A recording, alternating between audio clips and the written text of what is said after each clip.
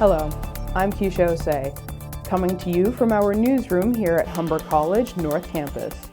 It's Friday, December 10th, and here is what's making news.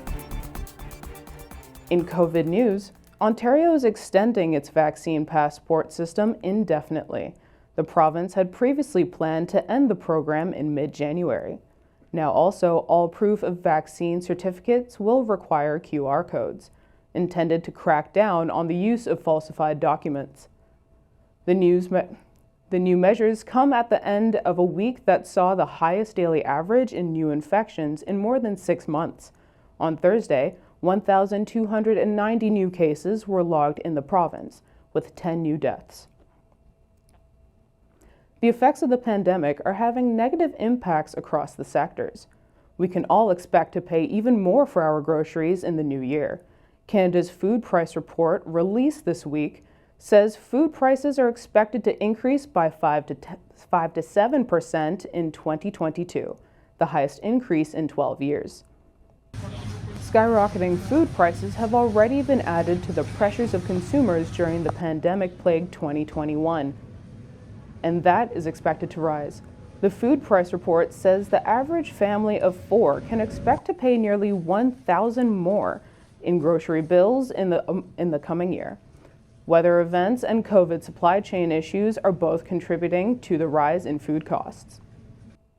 As the fall semester comes to a close, students are striving to get their last exams and projects done before the break. And many are also wondering what the winter term will look like. Humber News reporter Natalie Vasyliuk has more on the story. As the fall semester is coming to an end, students are striving to get their last projects and exams done and are getting ready to go on a winter break. Even though this term some students have returned to campus, the amount of practical lessons Humber was offering was not nearly enough for some. I expected more practical lessons this year, but most of my classes were online. Some facilities at Humber reopened, and the next semester seems to be even more promising, with most of the programs having at least one term delivered in person. I will have all my lessons subject offline on campus, so I'm looking forward to it. Next semester I'm gonna be working at Humber, which is a restaurant at Humber, which allows students to practice their skills. As the college gradually reopens, some policies are about to become stricter. Negative COVID test will no longer be enough to enter the campus.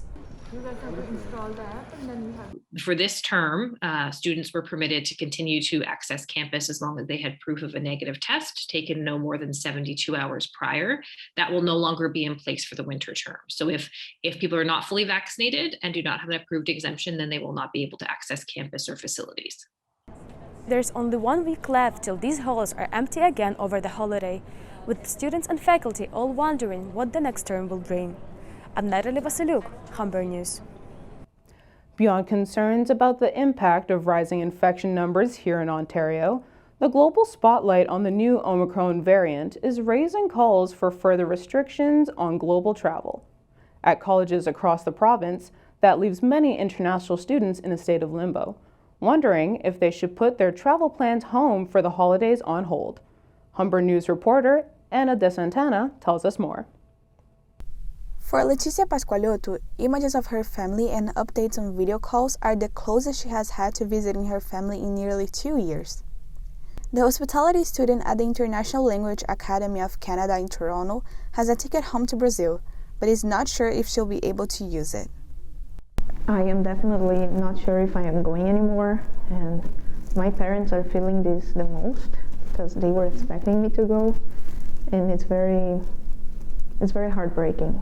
For travelers going to non-restricted countries, the testing and quarantine on arrival has been reintroduced.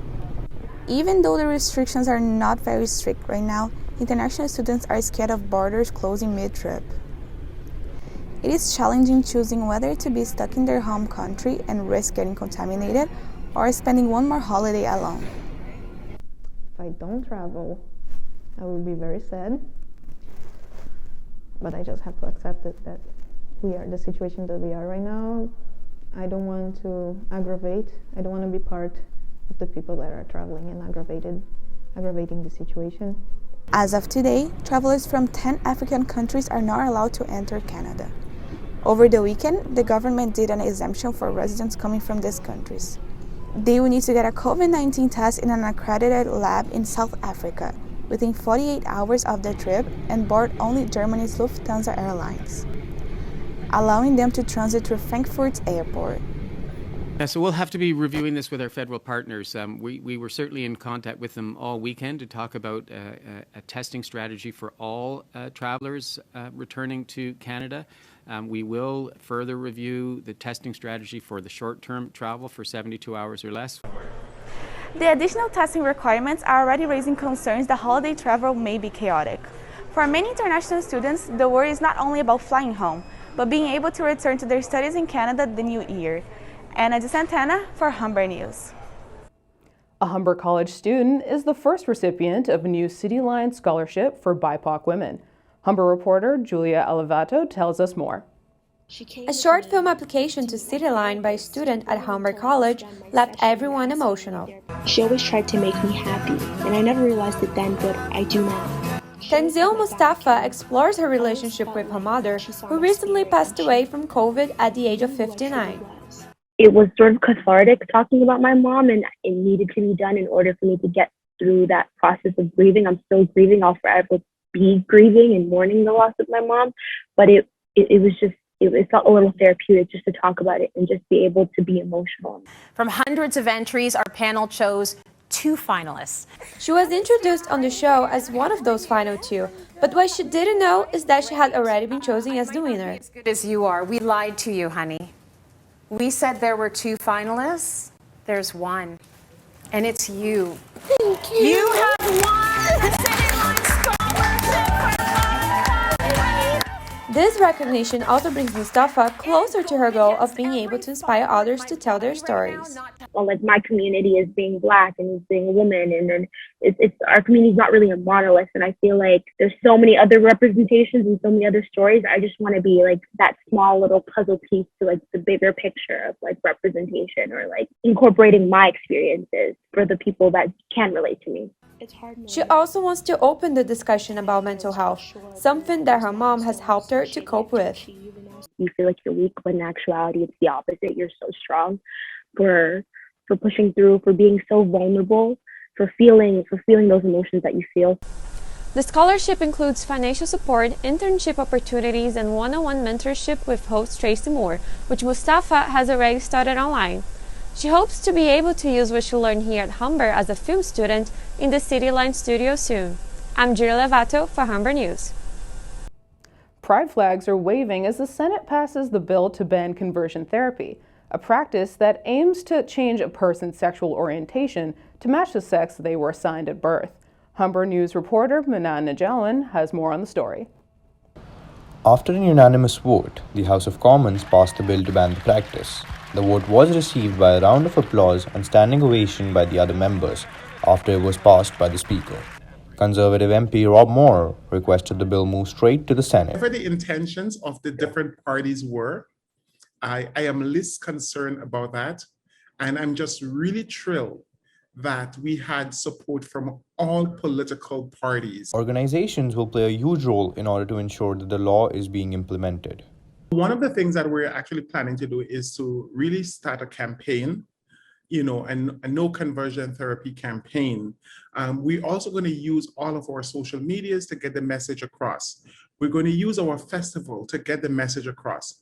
Because again, laws are great when they're written, but the implementation is what is going to be very important. And we strongly believe as Pride Toronto, we have a role to play to educate in our community on this law. The bill will come into effect on January 7th, making it punishable up to 5 years to cause another person to undergo conversion therapy. And promotion, advertising, and profiting from providing the practice will be punishable up to 2 years. Manan Najalin, Humber News. The first new permanent gallery in a decade has opened at the Royal Ontario Museum to tell a story of life on Earth. Humber News reporter Millie Gumish has more on the story. A 4 billion-year-old story all in one place. Villeneuve Gallery Dawn of Life tells a universal story of evolution. With almost 1,000 fossil specimens, it's the first of its kind in North America. It took decades for the gallery to come together, and most of it was built during COVID-19 while the museum was closed. The process was actually quite difficult for me because we couldn't present everything from our collections here to the public. So it took some time to select the right specimens with the right stories, but finally we landed on what you see today. So most of the specimens you see are actually original specimens. Dawn of Life showcases exceptional Canadian fossil evidence from 4 UNESCO World Heritage Sites. The 10,000 square foot gallery also features 12 key moments in the story of life on Earth called the evolutionary game changers. The gallery gives visitors a chance to view the fossils in different forms, from 2D graphics and 3D printed models to interactive animations. What you see in this gallery are also amazing artwork that flesh out many of the species that you see around you as fossils. And that helps visitors to connect those fossils to life forms. They are not just imprints in the rocks. They used to be alive, and they used to have their own stories. Dawn of Life was funded entirely through philanthropy, with donations ranging from $10 to $5 million. The gallery hopes to provoke its audience to contemplate the human relationship and responsibility towards the Earth. So we want people to reflect on those challenges that happened in the past and understand that those kind of challenges that we're facing today are not new in a sense, but we are the only species responsible for many of the things that happen to our planet today. Vilner Match Gallery Dawn of Life opened on December 4th for the public and waiting to tell the story of life on Earth to visitors here at ROM. Meligamish, Humber News. COVID concerns are putting a damper on holiday celebrations throughout the province, from big cities to small towns. Holiday celebrations that usually draw small town crowds are quieter with COVID concerns. Here in Streetsville, some businesses are still partially closed. The streets, usually filled with Christmas festivities, are now empty. But that's not stopping this cafe from making the best of the holiday season. The Tea Room is a place that's stuck in time for over 30 years, almost as if you were going to Grandma's. A warm and cozy familiar feeling that Humber graduate Nina Graham says customers can't get enough of. If I could say the one positive takeaway from Corona is it's formed relationships with some of our regulars that I didn't think that we would form. Graduate of both the culinary and food and beverage programs, Nina took on the Tea Room 3 years ago. But as restrictions tightened, maintaining protocol in such a tiny space was a challenge.